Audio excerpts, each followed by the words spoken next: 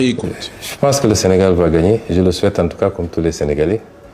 Et dans tous les cas, ce n'est qu'un match de football. Mais pour avoir une lecture politique de ce match, quel que soit le vainqueur, c'est l'Afrique qui aura battu l'Afrique. Et ça me ramène à une des questions dans les relations entre la France et le...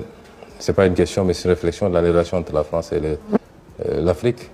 Rien qu'à voir la configuration de l'équipe nationale française nous ramène à comprendre où se trouve le besoin en réalité. Et le message que je lance toujours aux Africains, c'est que si on sait connaître notre valeur et l'assumer, nous avons la ressource naturelle, nous avons la ressource humaine avec une démographie assez galopante, une population essentiellement jeune.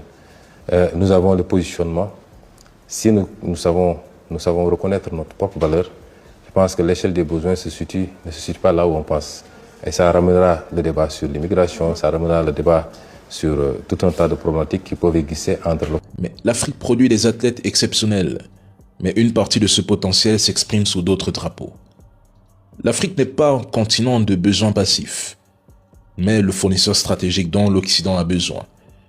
Les ressources naturelles, les minerais critiques, le pétrole, le gaz, les terres arables, la main-d'œuvre jeune face au vieillissement démographique européen, la position géostratégique sur les routes maritimes, le Sahel, etc. Ils ont besoin de nous.